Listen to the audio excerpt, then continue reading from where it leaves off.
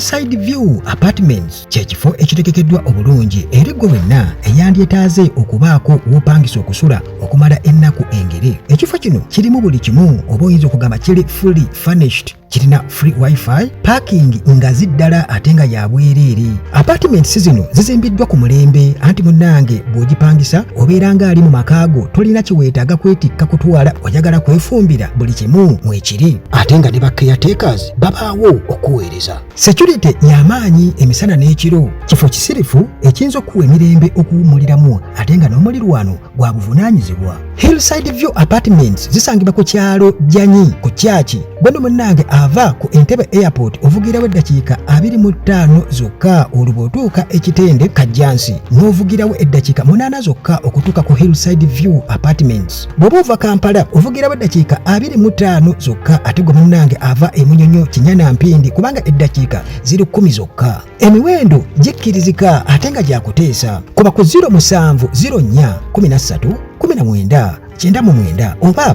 0770719898. Hillside View Apartments, wetuli okuweereza n'essanyu.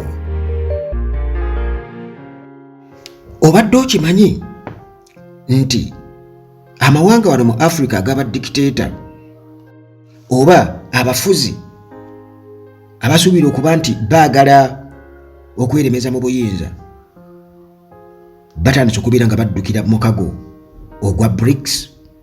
Gwe ne munnanga atamanyi BRICS eno inter state association nga erimu Federative Republic of Brazil,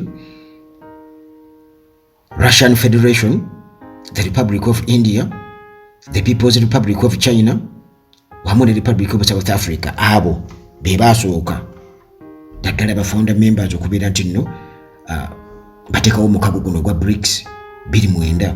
Kakati olwo nga 1 January 2024 Egypt, Iran ne United Arab Emirates, Saudi Arabia, Ethiopia bwe bato ne beeyunga ku BRICS.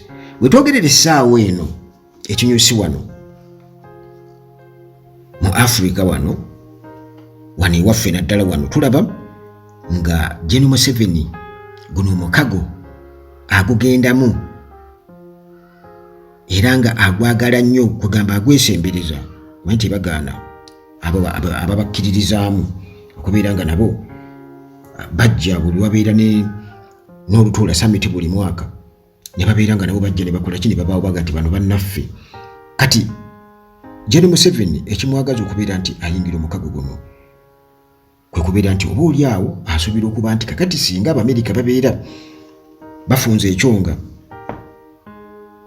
mu ngeri y'okuba nti nno wandibadde oyamuka mwalaba wano Ambassador Pope ng'awandiikira General Museveni ebbaluwa nti munnange tewaligezezzaako koma ekisanja kya 7 fe tukuwa amagezi wandibadde owummula biveemu ekintu ekyanyiiza ennyo muhoozi n'anyiigira ddala n'atuuka n'okugamba gwe nkuwadde ennaku 3 zokka gwe nga weetondedde gwe taata wange gwe oyogerete ekintu bwe kityo lwaki olinnya mu by'obusika. Ekintu ekyo kitegeeza nti omukago guno General Museveni asuubira okubeera nga agukozesa okumutaasa singa abeera alumbiddwa mu nnumba kwegamba eyavaawo mpitewo nti essaawa etuuse. Omukago guno agwetaaga. Jjukira nti waliwo enkola eya woligwa wendigwa mu mikago egyo tukimanyi bulungi nnyo kati nga bwolaba ogwa NATO, kuba kati eno opposite ya NATO nti woligwa wendigwa nti akwata ku memba abanga akutte ku ffenna, akwata ku memba abeera nga akutte ku ffenna. Era y'ensonga wabula era waliwo okutabula kuba twalaba nga Ruto batulaga nti aba NATO bwe batyo baagala okubeera nga baba n'enkolagana naye era nga bagibalanga oba Kenya bagibalanga eri mu NATO, memba waayo wa NATO n'ebigendererwa ngere bwe tukimanyi nti ensi zino ziba n'ebigendererwa wano mu Africa era Kenya nga bagirabanga strategic position okusobola okubeera nga bakwasaganya Great Lakes region. Naye ate Kenya tulaba Ruto nga naye ayagala munnange kubeera nga ayingira omukago guno ogwa BRICS, ayagala kubeera member.